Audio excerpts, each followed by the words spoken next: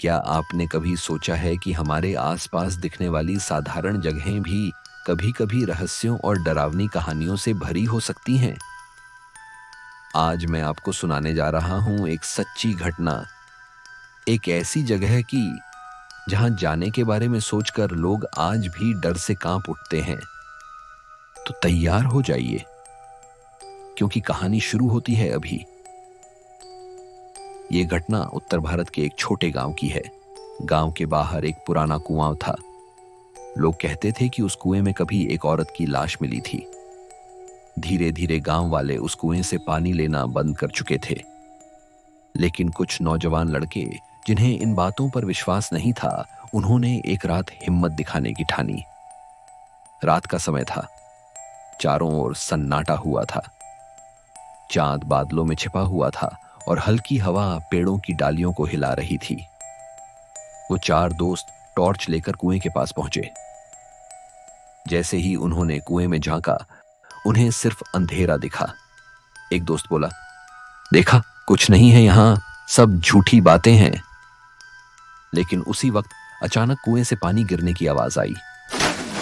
सब चौंक गए। उन्होंने टॉर्च की रोशनी नीचे फेंकी तो उन्हें लगा कि पानी पर किसी औरत का चेहरा झलक रहा है। वो चेहरा फीका, आंखें लाल और बाल बिखरे हुए। सबके रोंगटे खड़े हो गए। एक दोस्त डरते डरते बोला, चलो वापस चलते हैं। लेकिन दूसरे ने कहा, रुको, ये हमारी आंखों का धोखा है। इतना कहते ही कुएं से कराहने की आवाज आई, क्यों आए हो? मुझे चैन से सोने दो। चारों डर के मारे पीछे हटने लगे। तभी अचानक तेज हवा चली और उनकी टॉर्च बंद हो गई। अंधेरे में उन्हें लगा कोई उनके बिल्कुल पास खड़ा है। किसी ने उनके कंधे पर ठंडी हाथ रखी। सब भागने लगे। तीन तो किसी तरह गांव पहुंच गए, लेकिन चौथा लड़का गायब हो गया। गांव वाले सुबह खोजने गए तो कुएं के पास उसकी चप्पलें और फटी हुई शर्ट मिली। लेकिन वो लड़का फिर कभी नहीं मिला। आज भी गांव वाले कहते हैं, रात के समय अगर कोई उस कुएं के पास जाता है तो औरत की कराहने की आवाज सुनाई देती है और पानी में उसका चेहरा दिखाई देता है। दोस्तों, ये थी उस भूतिया कुएं की कहानी। सच क्या है, झूठ क्या है, ये कहना मुश्किल है, लेकिन इतना तय है कि उस गांव के लोग आज भी उस जगह से दूर रहते हैं।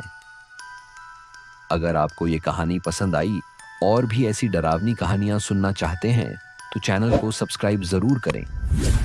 याद रखिए, हो सकता है आपके आसपास भी कोई जगह ऐसी हो जहां कोई अनदेखी परछाई अब भी भटक रही हो, और अगली कहानी शायद उसी जगह की हो।